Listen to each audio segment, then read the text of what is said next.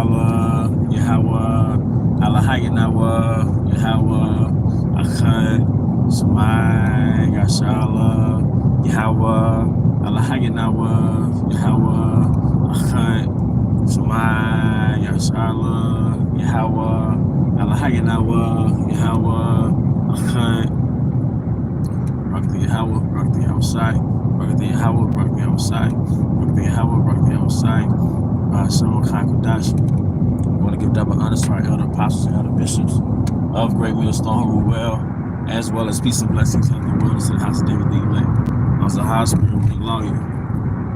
And today I want to go into a review. I want to say there's a movie done by Priest Dunya Allah, you know, and it was entitled The Charagma, you know. The brother put it on, the elder brother put it on the comment board, the group chat. The elder brother Kazaki Allah put it on the group chat. And I watched it. It was like 17 minutes long. And of course it's rooted in pretty much one person. It's the elder Apostle Tahar, you know, the elder Apostle Tahar. So different brothers might give their different take if they come around and watch it. But honestly, I liked it, you know. It kind of put me in the spirit of this what time we in, and kind of painted a picture of what we will be going through, you know. As far as the hour of temptation, you had basically, I guess you would say it's a movie spoiler if I explain it. But you know, I thought it was pretty good, you know, as far as, you know, shedding light on the scriptures or illustrating the prophecies, how, you know, it says the devil shall cast some of you into prison because, you know, if you refuse to take the charagma, all right, you might be in prison or in a jail, in a torture. There's this a torture chamber, a torture facility, a seat camp. There's a book called 1984, which was eventually turned to a movie by George Orwell, when the character Winston, I think it's Winston Churchill, I can't remember at this point, he was in a concentration camp for being against the state. But it was supposed to be a prophecy of what was going to happen in 1984, but it's really a prophecy of what's going to happen in the near future. If you don't take the charagma, all right, if you are looked at as against the state, or enemy of the state, you're going to a re-education camp, a C camp, all right? Certain brothers might be tried. Some brothers might be beheaded, or will be beheaded, you know. Then, you know, a lot of us will be in the woods, in the wilderness, you know. We don't really, you know, the scriptures tell you simply how it's going to play out, and we might not know the details, but the scriptures tell you, you know, we're going to be tried, be thou faithful unto death, and I will give thee a crown of life. So it's that 17-minute movie, it showed, you know, Jake being in a sea camp, and they wanted Jake to take the charagma, Jake to bow down, which they showed the image of the beast, and I think they showed Cesare Borgia being an image of the beast, but really the image is the Roman Empire, the Roman way of life, the Roman infrastructure, the Roman belief, you know. Image is more like a replica, you know. You know, so I think that's why he had the Cesare Borgia, the Crispus Serapis. But really, we all know that the image is really a reflection of the Roman Empire. But other than that, you know, personally, I liked it because it kind of just puts you back in that state of like, okay, this is the direction that we're coming in, you know. Jake being off the grid, Jake might be in the wilderness, in the woods, certain Jakes in sea camps, you know. You know, pretty much like that right there, man. You know?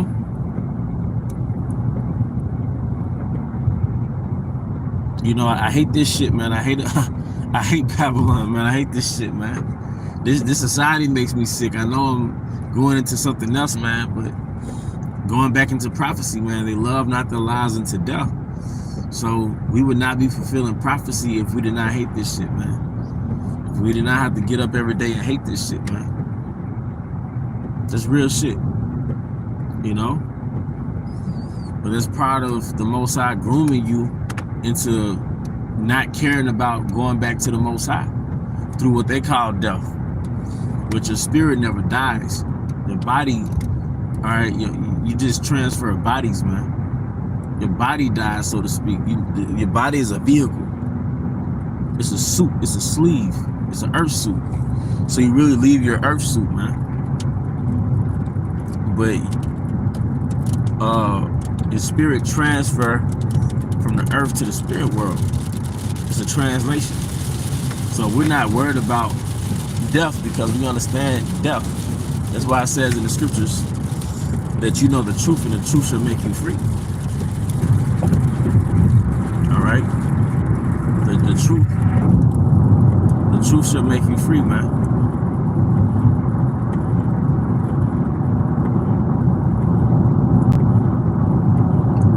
That's simply put, man, the truth should make you free. All right?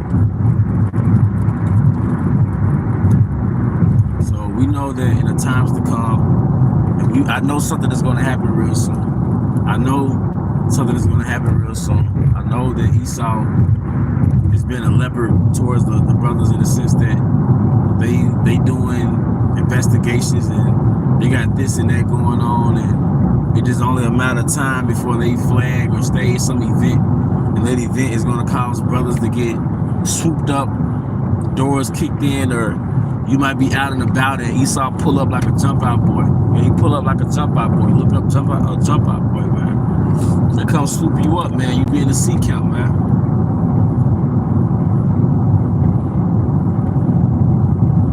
You know?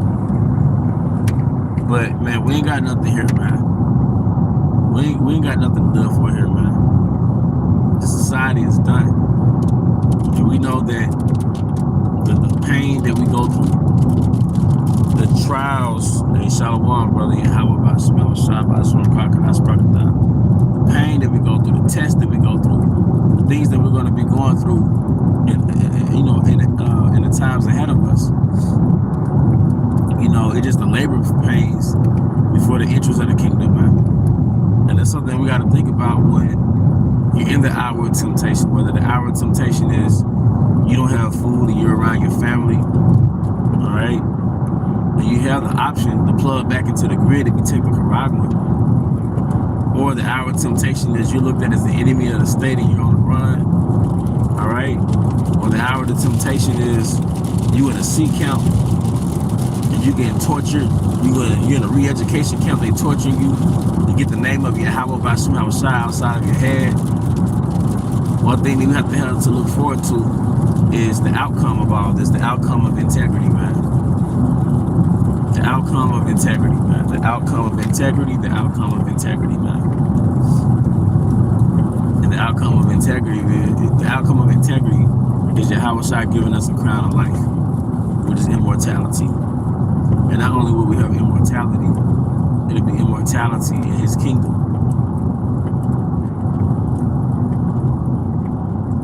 And that's a beautiful point, man. The pain and the trials, they perfect our hatred, man. Like they say in the world, trust the process, goddammit. And we gotta trust the process. We gotta trust the bitterness that this kingdom produces, man. Because the bitterness is to a build-up. The bitterness is a build-up. The bitterness is a build-up, man. All right? It's a build-up, all right, to be ready to go back to the spirit world, all right, when our integrity is tested for Yahweh, man. All right, be thou faithful unto death, man. That's a powerful statement, man. All right, be willing to die for our fidelity, man. Jake then went to the military. Jake have gone to the military, to the Army, to the Marines, to the Air Force, to the Navy, and they were willing to die for this country. All right, they were willing to die for this country. They put their lives on the line. They've been overseas They've seen warfare. They've seen trauma. They've seen death. They've seen it. They've heard bombs dropping from miles away, and they've heard the bombs getting closer. You know, they may have been in hand-to-hand combat with other men. You know, they may have been in hand-to-hand combat with other men. They've been injured. You know, they came back home through the spirit and power of Yahweh Basham outside. So how much more should we be zealous for our Lord and Savior? Not in the sense that we're going to bear arms and, you know, get weapons and go against the man per se, but be willing to lose our lives on this side for the man, Yahweh Shai. That's the man right there. That's the man. All right? And we can't get so caught up in this fucking matrix, this fucking piece of shit, that we'll forget why we're here. We'll forget that this same setup that the Most High gave us, this job, this family, our afflictions, it's twofold. It's to support you, and it's a test you. You know, your job is to support you, but it's also there to vex you. You know, your woman is there to support you, but she's also there to give some type of trouble in the flesh. All right, things that you go through is a double fold, man. It has two folds, multi-purposes, man. But it all engenders sobriety. And one thing I noticed too, Akim, the ignorance is bliss. You know, that's right, brother. Strive for the truth unto death, and the Lord and Yahweh shall fight for thee. But one thing I noticed, man, that ignorance is bliss. Ignorance is bliss. Ignorance is bliss, man. Being blue pill is bliss. Being happy all the fucking time is ignorance. Happiness in this side is a state of ignorance, man. You see? Happiness in this side is a state of ignorance, man. But bitterness creates sobriety, man. Bitterness makes your ass sober, man. Bitterness, trauma, you know, betrayal, heartache, or just the bitterness of waking up in this bitch every day. The gloominess in this bitch, man. It keeps your mind sober, man. It keeps your mind sober, man. The pain sobers your ass up, man, because part of that bitterness is the matrix. And I believe, I'm sorry, part of that happiness and that bliss is the matrix. But the bitterness is unplugging from that matrix, man. All right, you know, I hate this society. You know, sometimes I get tired of the same things popping up on my feed. You know, 5 reasons why women ain't shit. You know, Eve doing bullshit. You know, or just living in a world where, you know, you working for crumbs, and, you know, or let's say you put your energy behind, you know, advancing yourself. That's good, but then that comes with a temptation to stand in the spirit. Because, you know, I think about Jake and how he's just fucking brute and lower nature and fucking ruthless. You know, just all these things put together, it just really drives a man crazy, man. It really makes a man imbalanced, man. It really makes a man imbalanced, man.